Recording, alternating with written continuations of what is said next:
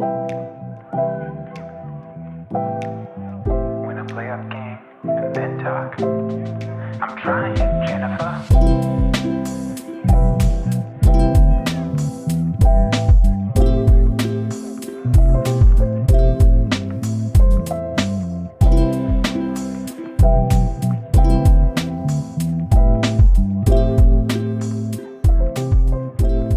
Rip City, we are back. This is episode 101. We have officially beat Wilt Chamberlain. We have now scored more than he has. But I got Fowad here with me. Fowad, how are you doing tonight?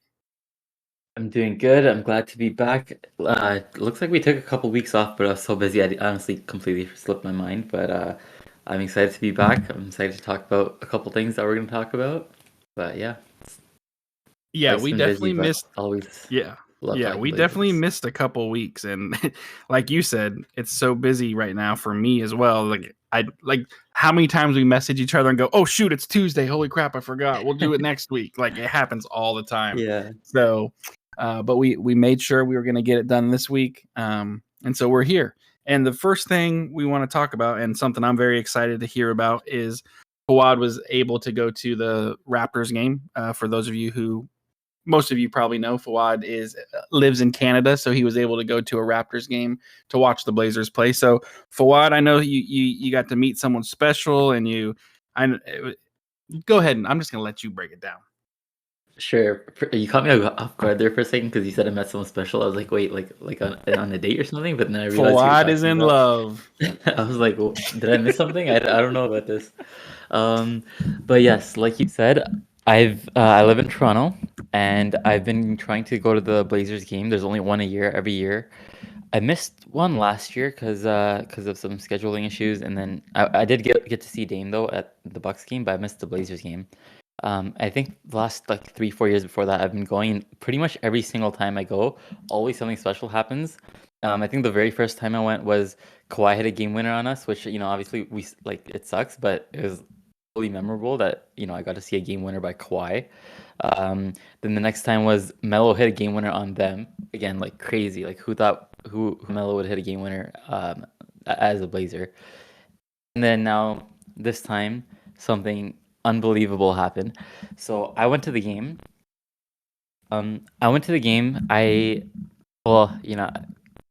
Okay. What I like to do, I feel like a lot of people do this, but if they don't, I don't know if it's unethical or not, but I usually buy tickets for upper bowl, and then I find my way down to the lower bowl and just, hope no one notices. Yep. So that's what I did this time, right from the first quarter. Usually I go about like the second quarter once I see what seats are empty, but this time I just went early on because I was like, it's a Blazers game. They're probably not even going to care. So I went down. I'm in like row 7 or 8, I think it was.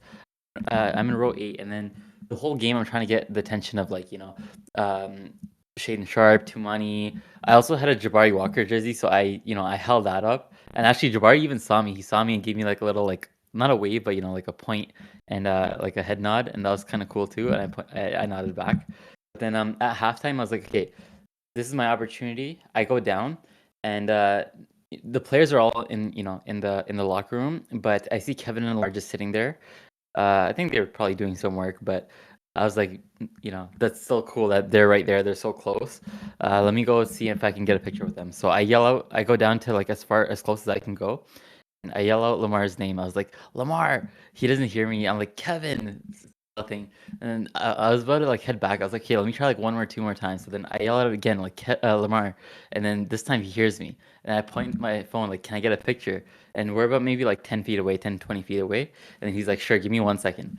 I yell to my friend who's like back in our seats. I'm like, yo, come down. I need a picture. So he comes running down, and then Lamar, he finishes up whatever he's doing in like a minute. And then he comes up to me. He dabs me up. It was sick. He just, he starts talking to me for a couple minutes. He's like, are you a big Blazers fan? I was like, yeah, I'm a huge Blazers fan. I even have a podcast. We've had Brooke on our podcast. He's like, oh, that's awesome. He was so nice and everything. We talked about the Blazers for a little bit, not too much, but just for like a minute or two. He's like, do you like the current roster? I was like, yeah, like Shaden Sharp is becoming one of my favorite players. Tumani Kamara, I absolutely love him. He's like, Denny is amazing too. I was like, yeah, 100%. So we just talked about the Blazers for a little bit, And I was like, okay, can I get a picture? And then like our positioning was a little bit awkward too, because I went as far as I could go, but there was like a level below that, so it was like a 2 feet gap. So he kind of realized that the picture wasn't the best, so he even climbed over it. He was in a suit and he climbed over like a 2 feet like seat, and then we got a That's better awesome. picture. Like he was just so nice. He went the extra mile for absolutely no reason. Like he did not need to do that, but he took a nice picture. I was so excited, so happy. I thanked him. I thanked him like crazy, and then I went back to my seat. So this is at halftime. Then a few minutes later, like still during halftime before the game's over, my friend sees that he's kind of standing up and he's looking for me. So then my friend points like he's right here. So he calls me back down, and then this part is actually funny, and maybe I'm being a little bit ungrateful, but I see him call me down, and he's kind of holding a badge in his hand. I'm like, oh, is he gonna give me like some special seats? Like, am I gonna sit like right next to the not right next to the broadcasting booth, like some VIP pass or something like that? So I'm walking down. I'm so excited. I'm like, he's gonna put me right next to like the Blazers bench. So I didn't get that, but he did give me a voucher. I think it was like a $25 voucher for free food. That was like for the media. So he gave me like his personal like voucher, and he's like, just go and use it. So he absolutely had no reason to do that. Made the effort. I think he actually went out because I saw him leave for a bit. So I think he went out to the like whatever room they have, I guess, and he probably got it, or maybe that he did. It's just a coincidence. But he specifically looked for me, called me back, and he gave me a little voucher, and I was just so appreciative. I was like smiling like crazy. Um, and yeah, it was just a really good experience. I think everyone knows that Kevin and Lamar are just some of the nicest people. But yeah, he just proved it again. Just nice, so humble. It's just it made my day, honestly. Even though the game was good, I got to see Shaden Sharp's tying his career high, but definitely the highlight meeting Lamar Hurd. It was awesome. Yeah, shout out to Honestly, I don't, Lamar. I don't even know what happened in that third quarter. I was just reeling from like the high of meeting him. I looked back at the end of the third quarter. I was like, Delano Banton has like 25 points. I was like, when did this happen? I was just in a state of like, I don't know. I was just elated. Our third quarter. No, I no, don't even I know what's mean, going on. that's awesome, dude. Like anytime, like us getting to talk with Brooke was amazing and awesome, and Hmm. we're so lucky to do that. But the fact that not only did not only did we get to talk to Brooke, now we're talking to Lamar. You're getting to meet him, shake his hand, take a picture with him. Hmm. He's like gracious enough to give you a food voucher. Like that's just Kevin and Hmm. Lamar are awesome. Lamar is awesome. I mean, shout out to Lamar, and I'm so happy that you got to meet him. That's awesome. Yeah, it's awesome. Like, not only are they arguably the best commentators in the league and the whole like best broadcast team, if you include Burke and everyone else, but they're just such nice and humble people. It's just it makes you happy to root for them and to keep watching them. I think Lamar's been the commentator for like 8-9 years now, so it's a long time. Yeah. Yep. Um, and it was really special to get to meet him. And we won that game, correct? Yeah, it was Yeah, honestly closer than I thought it would be, but I think the Raptors put in their kind of tank team, and then we pulled away at the end. We were winning the whole time, but it was like closer than I expected. So while you were at the game, was there anything that stood out to you, like just watching the players play? Um, Honestly, I don't really think it was anything different than watching like what I've seen from the team at home. Mm-hmm. Um, I did, what, something I found notable. Jeremy Grant was there in street clothes, and I was like, usually, like DeAndre Ayton, Robert Williams, they weren't there. So usually the injured players, they don't really travel. It was interesting that Jeremy Grant was there and he was like participating in the huddles, and that was really nice to see, even though he hasn't played in a long time. So it was cool that he was still participating, still part of the team. Um, Was Other than Simons that, playing? Simons was not, but he was there as well, though. Okay.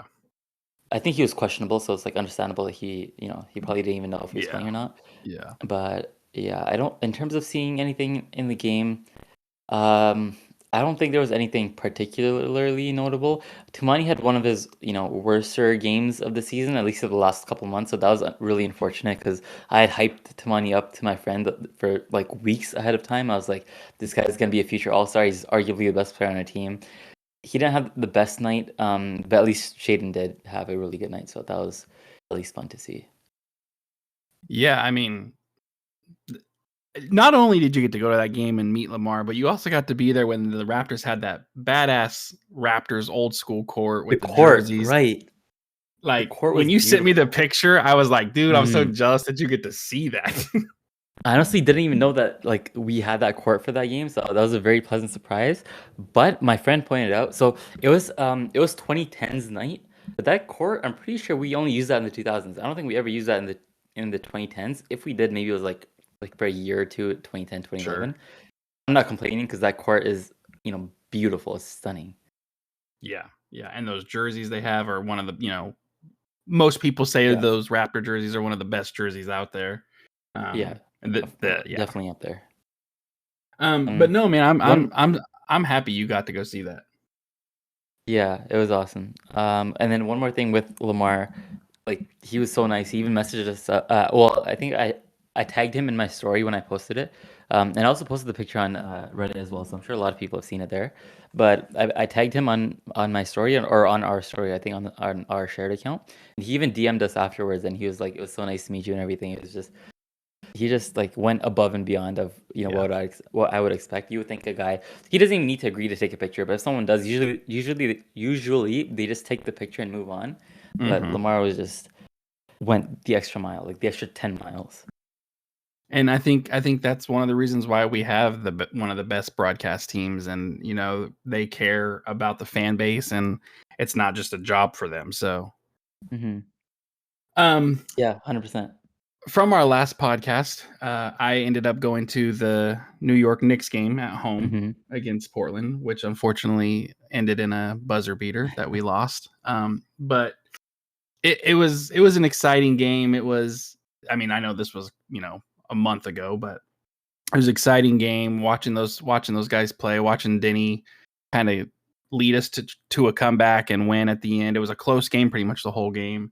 Um, Hmm. Believe it or not, my entire life of playing basketball, my entire life, 30 something years, that is the first time I have ever been in a game, like witnessed a game in person where the team that I'm rooting for, whether it was a team I was playing on or just, the Blazers in general, a game winner against us. I've never had that happen. So to have it happen was like, like it was so weird. I thought I'd be more upset that he hit a game winner. Like, how exciting if we hit a game winner, I would feel it would be. Hmm. I wasn't as like devastated, and maybe that's just because I know we're not, a super, super competitive Maybe, team, but yeah. like I was expecting to be like devastated that this guy hit a crazy shot. And it was exciting game. It was a fun game. Got to meet Keith. Unfortunately, it was piss and Oh, rain the nice. entire time. So Uh, my daughter was like falling asleep in the third quarter, and then it goes into overtime, and she's like dead tired. And um, so then we're standing out waiting for him to come out. We got to see him for a couple minutes, and then we had to head back to the hotel. But it was a fun game. Um, mhm. I saw Brooke.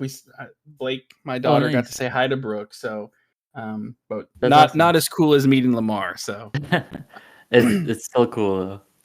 yeah. So Mm, let's yeah. talk a little bit more Blazers here.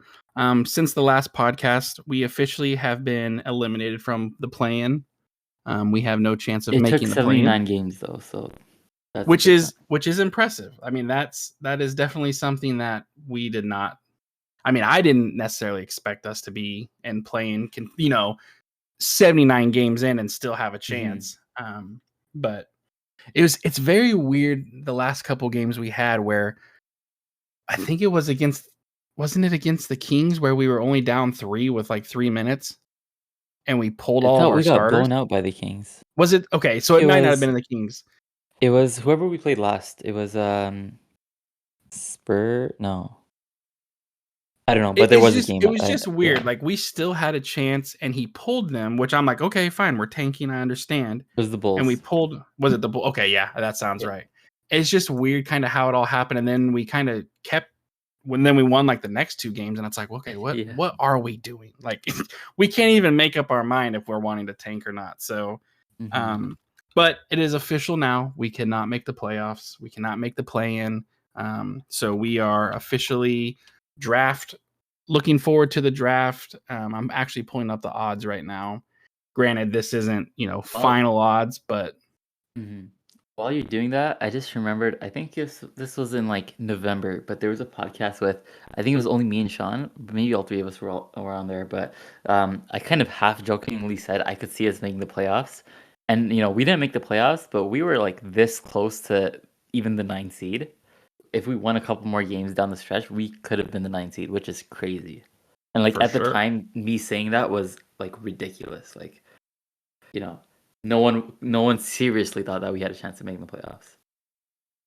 So looking at Tankathon, currently Mhm. we are sitting at pick 9, um, with a 20.3% chance of getting a top 4 pick and a 4.5% chance of getting the number 1. Had we dropped a couple more spots, had we just really embraced the tank, I think the highest we could have got was it 7 or 6? Maybe it might have been 6. I think No, it definitely seven would have wasn't. been Yeah, tough. it definitely wasn't. It definitely wasn't 6. 6 for sure. 7, I think like maybe it could have been, but 6 is I think out of reach. Yeah, six is out of reach for sure. Yeah, A so lot of teams so would have to. 7 or 8 is where we probably realistically, if we had lost every single game and things went perfectly for us, that's where we Yeah. could have been. Um, but we got a 20% chance of being in the top 4. Um, I want to That's not bad. say, were we were we pick 7 when we got Grey Goat when we got the first pick? I think we were for the number That sounds 7, and familiar. yeah, so Pull it up. we're gonna have to get even more lucky now at number if we finish at 9. Which, looking at the records of these teams, we're either gonna be 9 or 8. Well, I guess Phoenix could. Lose So out that year we were 1, 2, 3, 4, 5, 6. Yeah, seventh best odds. 7th. Okay, so yeah, right But now we're sitting at 9. back then the odds were a lot worse. So I Yes, think that is the true. odds of us getting a top 3 pick were about like 2%, and now odds of us getting a top 4 are 20%. So it's like 10 times better chance. Yeah, that The was odds of us that. getting number 1 pick that year was 0.05. Yeah, the This fact year it's the insanity of getting the number 1 pick back then was like we got so lucky. yes. Oh wait, But sorry. yeah, It wasn't 0.05. It was 5%. So uh, about similar to what we have this year. about what we're at now. So yeah, I mean that's kind of where we're at right now. My guess is probably we will finish at 9. So we're looking at If it makes 20% chance anyone of a feel top better, 4. the Hawks won the lottery last year and they had the 10th best odds. So That's true. it's well within the realm of possibilities. There was something that came out from the man that so desperately wants to be known as the greatest of all time, where he thinks that the NBA does rig the draft lottery. So let me ask you this question: do you feel like the draft lottery could be rigged? No, man, don't even get me started on this. I think it's one of the worst like conspiracy theories out there. It's so impossible to rig the draft. If you watch how they do it, I don't even know conceptually how it would be possible to rig it. There's a bunch of lottery balls, the ping pong balls. Like, I don't know how you would plan for like one to maybe way heavier, but then why wouldn't that end up affecting everyone? Because it's not like a team wins the lottery. It's 4 numbers, and it's just the Mm-hmm. I don't even know conceptually how you could possibly rig it. Back in the day, like the what year was it? Like David Robinson? No, I don't know, Patrick Ewing year, maybe, possibly. Like they used a different format then, and that's where the conspiracy theories come from. That time I could see it, but now just the format, like it doesn't make sense to me that even if you wanted to rig it, I don't think it's possible.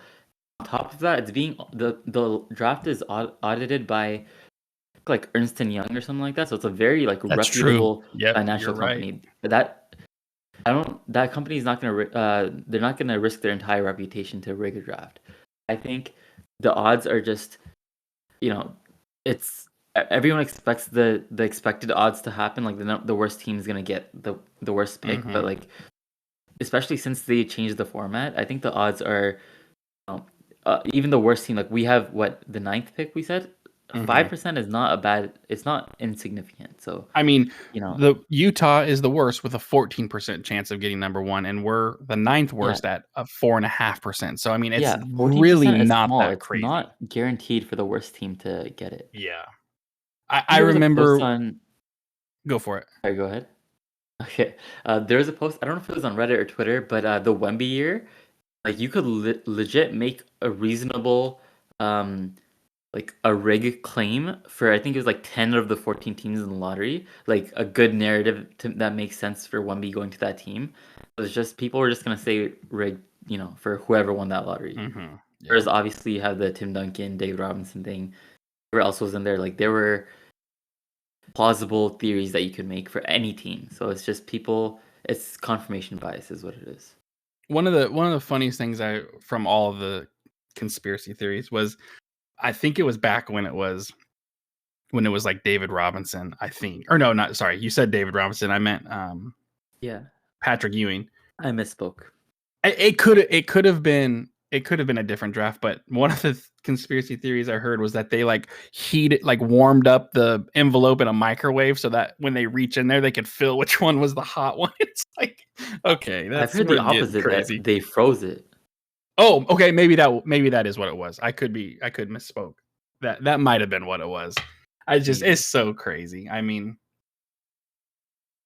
if Utah wins, they win. If Washington wins, they win. I mean, I don't know. I don't.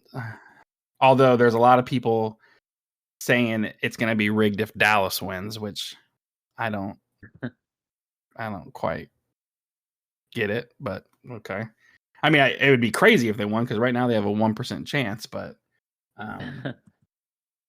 yeah, I mean, we'll just have to see how it plays out.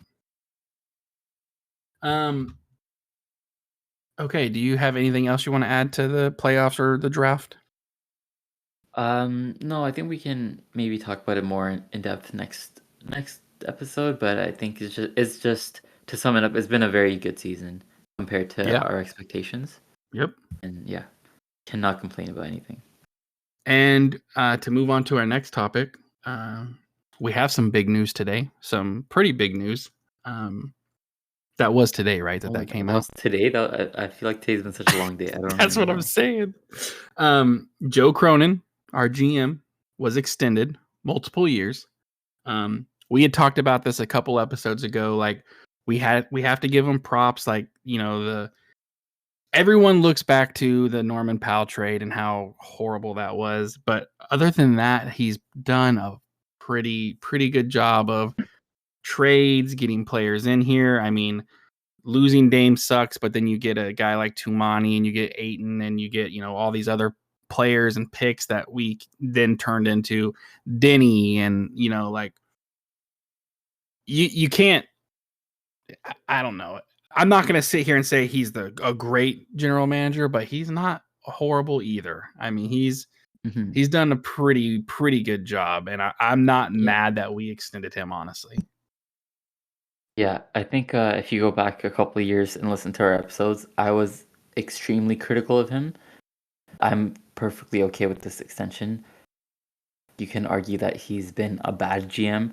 At the very, very worst, like he's been average, and you can do a lot worse than average. You can have someone like a Nico Harrison who throws away your best player for no reason. Yep. Yeah, I'm happy to keep this going a little longer. Until he makes a big mistake or something like that. I think he's earned the right to an extension. And I don't know how long his extension is. I never actually saw if I don't think they said it, did they? I haven't seen anything, so it could just be 2 more years. It sounded like it was going to be at least 3 more years, but I don't know. Yeah, in my head, I just assumed 3, but I don't think they actually said it. So yeah, we get 3 more years of Joe Cronin, and honestly, I'm fine with it. I'm not necessarily worried about it. I think he's definitely a little bit more aggressive than Neil Olshey was. He really the Denny trade, getting a player of his caliber at his age with a decreasing contract, which is crazy to have in the NBA. Like that right there was a great move. And then you throw in, Tumani developing into such a good player and such an important player. doing right by Dame and at least getting him to a team that has a chance at competing for a championship, even though that never hasn't happened. But I mean, I can't really knock him. The Norman Powell trade was horrible, and we went over that tons of times. But I mean, other than that, I don't really have. I guess my biggest thing with it would be keeping Simons and feeling like we're doing a CJ McCollum all over again, where we're keeping him for too long and then his value's dropping. But other than that, I have nothing bad to say. I agree. I think he's like just right there in that average. He's not above average and he's not below average. He's just right there in the middle, and I'm good with that. Do you have anything else you want to add on that? No, I pretty much agree. I'm not even going to repeat things I've said a million times, so I'm good. Sure. Well, and then that's going to lead us to our last little quick thing, because we're just going to touch on this a little bit and we're going to save it more for the next episode. We have one more, with Joe Cronin getting extended. We have an option year for Chauncey Billups. And I think in that same exact episode we talked about Joe Cronin, we also gave props to Chauncey Billups and how this second half of the season things have turned around. Our team is playing so much better defensively. Offensively, they've gotten better too. But I mean, I think defensively is the biggest thing. We've really stepped it up defensively. So we don't want to get too much into it, but there is a chance. I wouldn't be surprised if they did take that option and use it and keep him for one more year. But at the same time, if you're an NBA fan, you guys are aware today was a crazy, crazy day. Maybe Cronin didn't get extended today.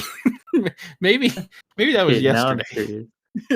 But it was yesterday. Okay. It was yesterday. Okay. Yes. Because the Denver Nuggets, 3 games away from the playoffs, fire Mike Malone and their GM as well. Which is, I mean, let's be honest. Crazy. They just won a championship like what, 2 or 3 years ago? 2022, I think. Yeah. And Or was it? they've made the playoffs every year, and they have a great team, and so the expectations are high. But to fire your coach 3 games before the playoffs is pretty crazy. Like, that's extreme.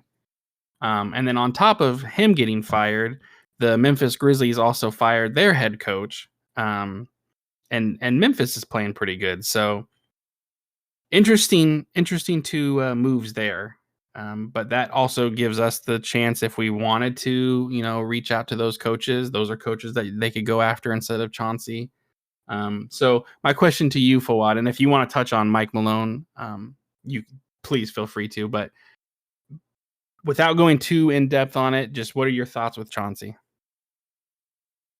I will talk about Mike Malone first for a little bit. Sure. I thought the Memphis one itself, like last week, was crazy to fire a playoff coach this late into the season when you've had like a pretty good season. I know people have complained that recently they haven't been great, but they've dealt with a ton of injuries this season, and they're still, they're in that mix for as high as I think the 4 seed.